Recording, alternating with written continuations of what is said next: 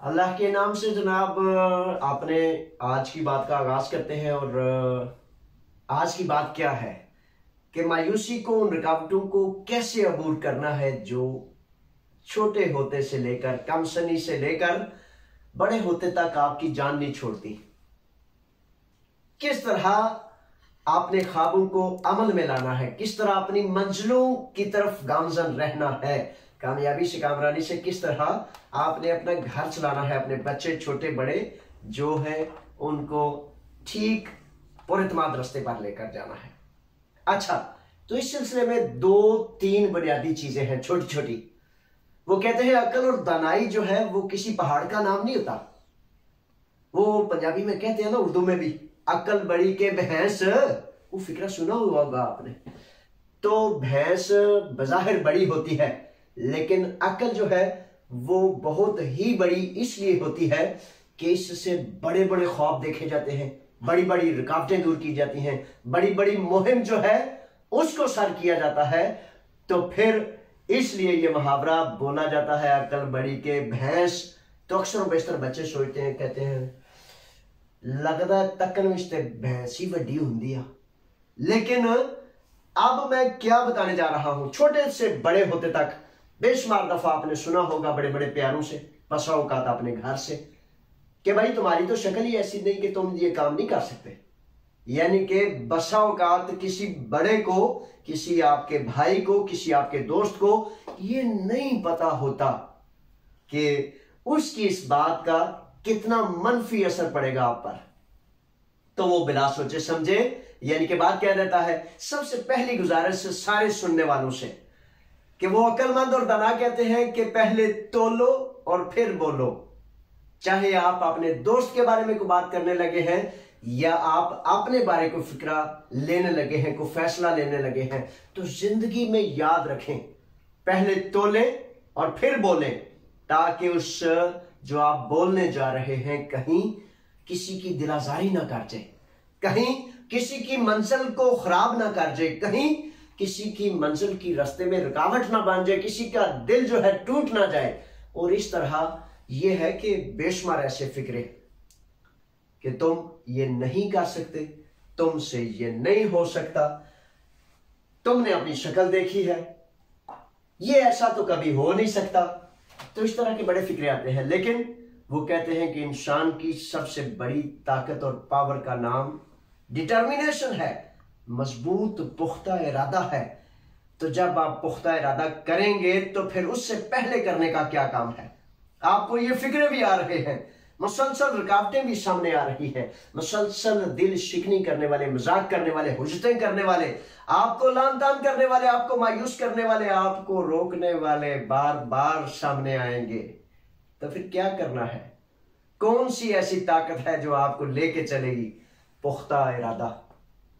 पुख्ता इरादा, मैं कर सकता हूं, मैंने करना है इंशाअल्लाह बफज़ले ताला। और इस बात का भी ध्यान रखना है कि अगर आपको किसी ने बुरा फिक्रा कह दिया, आपको किसी ने हुज्जत कर दी, मजाक कर दिया, लान तान कर दी, कोई फजूल बात कर दी, तो इसका मतलब आपने उससे झगड़ा नहीं शुरू कर देना, आपने उससे इस बात की तकरार नहीं शुरू कर देनी। अपना वक्त अपनी बेहतरी के लिए, अपनी मंजिल तक जाने के लिए लगाए। अगर आप रास्ते के उन मामलात में उलझ गए तो फिर आप अपनी मंजिल की तरफ कैसे जाएंगे? वो कहते हैं दाना अक्लमंद के जंगल में जाए ना, जंगल में, तो जंगल में आपने तय कर लिया जी मैंने एक शेर का शिकार करना है, एक रीछ का शिकार करना है, एक बहुत बड़ा सांड जो है उसका मैंने शिकार करना है। तो दरमियान में वो चकचूंदरें आ जाती हैं, दरमियान में कोई छोटी छोटी लगड़ बगड़ आ जाते हैं, दरमियान में कुछ ऐसी चीजें आ जाती हैं। तो अगर आप उन छोटी छोटी लोमड़ियों से लेकर मुख्तलिफ मक्कारियों में से अगर आप उलझ गए तो आप अपना शिकार, अपनी मंजिल, अपना हदफ हासिल नहीं कर सकते। तो इसलिए किसी सूरत भी इन चीजों में नहीं उलझना। पूरी डिटर्मिनेशन से, पूरा पुख्ता इरादे से, पूरे ईमान से, पूरी कुव्वत और जुर्रत से अपनी सारी सलाहियतें फोकस करनी है, इकट्ठी करनी है और इकट्ठी करके अपनी मंजिल की तरफ लेते जाना है, लेते जाना है। हुआ ऐसा था कि जब मैं भी नया नया आया तो मुझे सारी इन मनाजिल से गुजरना पड़ा। जब सारी मनाजिल से गुजरना पड़ा तो मैं कहूं कि यहाँ यूनान में पाकिस्तानी कौम को ऐसा होना चाहिए, उनको बावकार होना चाहिए, उनको अच्छे कामों पर जाना चाहिए, उनको किस तरह से वो कर सकते हैं। तो यकीन कर लें कि मुझे अक्सर बेशतर मेरे अपने रूममेट, वो मेरे मोशन, वो मेरे एहसान करने वाले जो मुझे अपने पास जिन्होंने रखा था, वो कहते थे और यार जान दो ऐसा कुछ थानू तेरी मेहरबानी।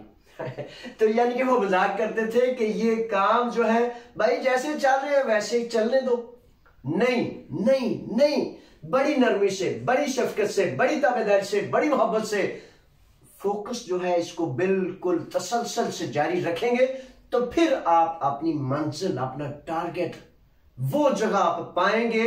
अपने लिए नहीं, सिर्फ अपने लिए नहीं, बल्कि आप अपनी कौम के लिए, पूरी दुनिया के मुसलमानों के लिए, पूरी दुनिया के इंसानों के लिए, और सबसे बढ़कर जिस घर में आप पैदा हुए, वो माँ बाप, वो मुशफ़क़, वो मेहरबान जिनका सबसे ज्यादा आप पर हक है, उनकी इज्जत के लिए, उनकी कामयाबी के लिए, उनके दिल की ठंडक के लिए आप सबब बनेंगे। तो ये वो चीजें हैं और जो मैं आपको आज ये कहना चाहता हूं कि किसी सूरत भी इन चीजों को खातर में नहीं लाना कि रास्ते में रुकावट आ रही है, उलझन आ रही है, लोग आपको मायूस कर रहे हैं और लोग आपको बार बार कह रहे हैं कि अब निज़ाम ही ऐसा, जैसा फॉर एग्जांपल निज़ाम, अब जब मैंने वो अपने सफारत खाने की इज्जत और आबरू के लिए वो एक कोशिश की, कावश की, तो हर फर्द ने मुझे कहा, हकीकतन प्रोफेसर्स ने और अमेरिका तक मुझे कहा गया कि ये काम नहीं हो सकता। तो मैंने कहा कि मैं इंशाल्लाह करूंगा और करके दिखाऊंगा। 11 माह मुसलसल कोई फर्द उजरत ना मिले, उजरत ना मिले तो वो 1 माह, 10 दिन, 2 माह के बाद वो थक जाता है, हार जाता है। थकना नहीं, हारना नहीं, बैठना नहीं। जब मुशक्कत का वक्त हो, मेहनत का वक्त हो, तो फिर अपनी थकन को भी कह दें कि अभी मेरे पास थकने का वक्त नहीं। तो फिर इंशाअल्लाह वो फजल ताला आप वो मंजिलें पाएंगे जो आपकी कौम के लिए, आपके लिए, आपके घर वालों के लिए, आपके कुनबे कबीले के लिए इज्जतों का सबब बनेगी। लेकिन शर्त क्या है कि इन सारी चीजों को, इन सारी रुकावटों को पीछे छोड़ना है। कौन सी? जो आपके दोस्त आपको कहते हैं, जो आपके घर में से बसा औकात लाशौरी तौर पर आपसे कही जाती है कि ये नहीं हो सकता, ये नहीं कर सकते, पहले कभी किसी ने किया तो मुझे भी ये जिंदगी में 1000 नहीं, 1 लाख नहीं, 1 करोड़ मरतबा ये बातें सुननी पड़ी है। तो फिर मैंने 11 माह का धरना दिया अपने इस कारखाने की इज्जत और आबरू को सर बुलंद करने के लिए। इज्जत कैसे खराब होती है? जब मुसलसल उसमें रिश्वत ली जाती रहे तो इज्जत खराब हो जाती है। तो मेरा मिशन और मकसद क्या था और क्या है कि नहीं, इस तरह इज्जत खराब और तार तार नहीं होने दूंगा। तो 11 माह वहां रहा। अल्लाह का लाख लाख करोड़ शुक्र है कि काफी हद तक कामयाबी हुई, और वो कामयाबी हुई कि मेरे बच्चे, मेरे वतन के मेरे नौजवान जो है सफारत खाने के नीचे सोते थे, कंबल, और ऊपर लोग कूड़ा भी फेंक देते थे, पानी भी फेंक देते थे और बड़ी मादरत से पेशाब भी कर देते थे। तो मैं अब चे जाए कि बड़े सारे लोग मुझ पर खफा हैं, बड़े सारे लोग ये कहते हैं कि ये जो है ये नहीं रुकता टुकता। ना रुकना है, उनकी भी इज्जत के लिए। हकीकत है कि उनकी भी इज्जत ये है कि वो रिश्वत के बगैर अपने वतन के लिए काम करें। तो ये वो चीजें हैं जनाब जो आपने, मैंने, हम सब ने अपनी जिंदगी से मनफी करनी है। यानी कि अगर किसी ने, किसी दुश्मन ने आपके सामने रुकावट डाली, एक दिन वो एक मेरा बड़ा प्यारा दोस्त है, तो वो कहीं दुश्मनों की महफिल में गया। तो दुश्मनों की महफिल में जाके क्रोपी रहते हैं, बड़े प्यार वाले शहजादे हैं, तो जाके कहते हैं कि जावेद साहब मेरे करीब आए, मैंने आपसे कोई बात करनी है। तो मैंने कहा करें। तो करीब आके ऐसे कान में वो बात करने लगे, वो तो आपके बारे में बड़े बड़े मंसूबे बुरे बुरे बना रहे हैं। तो मैंने उसका माथा चूमा, मैंने कहा मेरे शहजादे, मेरे भाई, दुश्मन भी कभी खैर का चाहता है, कभी दुश्मन आपका मुखालिफ आपकी खैर नहीं चाहता। अल्लाह ने चाहा तो फिर आपकी खैर होगी, आप कामयाब होंगे, कामरान होंगे। ठीक रहना है, ना किसी के बारे में हसद रखना है, ना किसी के बारे में कीना रखना है, ना किसी के लिए बद्दुआएं करनी है, बल्कि दुआ करनी है। दुआ कि जिस तरह मेरे नबी, मेरे आका, मेरे सैयदी मोहम्मद मुस्तफा सल्लल्लाहु अलैहि वसल्लम ने कहा कि ऐ मालिक इनको तौबा नसीब फरमा, इनको इस बात की समझ बूझ अता फरमा कि इनके लिए बेहतर क्या है वो इनको अता कर दे। अगर वो तौबा कबूल कर लें, अच्छाई और सच्चाई के रास्ते पे आ जाए, तो यही उनके लिए, यही हमारे लिए सबसे बड़ी कामयाबी और कामरानी है। तो इन चीजों से कभी भी किसी भी सूरत घबराना नहीं कि बार बार आपके रास्ते में रुकावटें आती हैं। वो आखिरी बात कहता हूं, तुम दिए बादे मुखालिफ से न घबराया का, ये तो चलती है तुझे ऊंचा उड़ाने के लिए। अगर दुश्मन ना हो, मुखालिफ ना हो, तो फिर क्या हो, मुमकिन है आप बड़े सुस्त हो जाएं, आप काहिल हो जाएं। वो कहते हैं खाड़े में उतरने वाला पहलवान दूसरे पहलवान को ये आवाज देता है कि ये देखो मेरी ताकत, मैंने इतनी मेहनत की है। उसकी ताकत देखकर मुकाबले में उतरने के लिए फिर वो उतनी ही मेहनत करता है।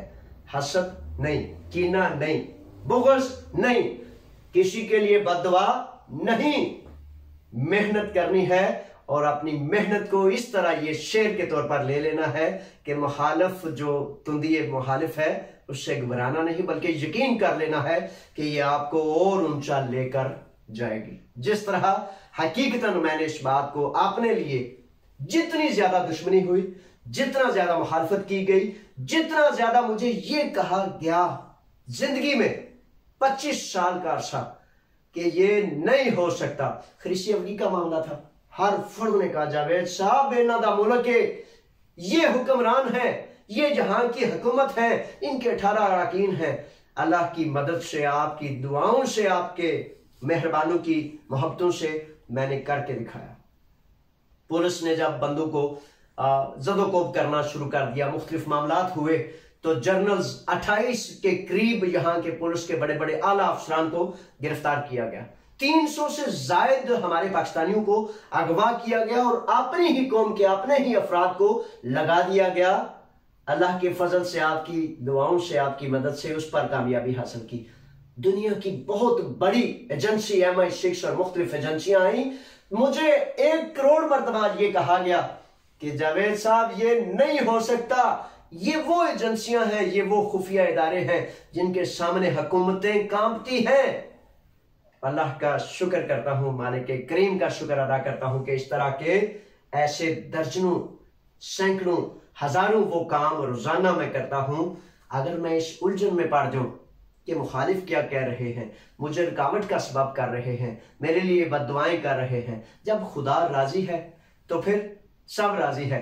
तो इस तरह आपने, वो मुझे बड़ा याद आ रहा है, बड़ी सारी बातें हैं ना। 2005 में जब MI6 और मुख्तलिफ खुफिया एजेंसियों ने हमारे 28 पाकिस्तानियों को अगवा किया, तो ताज़ा ताज़ा मैं सदर बना था, तो मैंने उसकी कार्रवाई कानूनी चाराजोई शुरू कर दी। तो 17 PhD स्कॉलर्स ने मुझ पर PhD के थीसिस लिखे।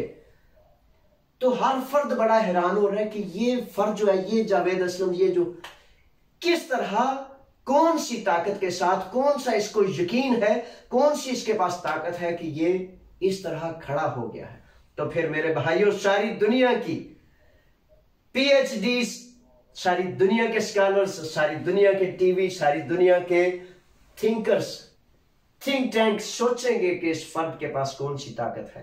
तो ताकत क्या होती है, ये आपने अपनी कंसंट्रेशन से, वो मौला अली का फरमान है ना, मेरे नबी के सहाबी और मेरे नबी के साथी मौला अली फरमाते हैं कि जब किसी चीज का इरादा करो तो पूरा पूरा उस पर सोचो, और जब सोच लो तो फिर पहाड़ों की चट्टानों की मानद खड़े हो जाओ उस पर। और फिर जब आप खड़े हो जाएंगे, फिर सारी दुनिया जो है वो आप पर सोचेगी भी, लिखेगी भी, फिर आपकी कामयाबी की, कामरानी की मिसालें भी देगी, और फिर आप और ज्यादा आगे जाएंगे। लेकिन दिल में किसी के लिए कीना नहीं होना चाहिए, बुग़्ज़, हसद नहीं होना चाहिए, बददुआ नहीं होनी चाहिए। फिर खुदा राजी होगा, और फिर जब ऊपर वाला राजी होगा, नीचे आप मेहनत करेंगे, तो इंशाअल्लाह बफज़ल ताला ये छोटे छोटे फिक्रे, ये नहीं हो सकता, तुम नहीं कर सकते, ये फिर रास्ते में पड़े रह जाएंगे, आप बहुत दूर चले जाएंगे। ठीक है जनाब, आज इतना ही। कल इंशाल्लाह फिर आपकी खिदमत में हाजिर होंगे। अल्लाह के हवाले, आप भी, मैं भी। अस्सलाम वालेकुम।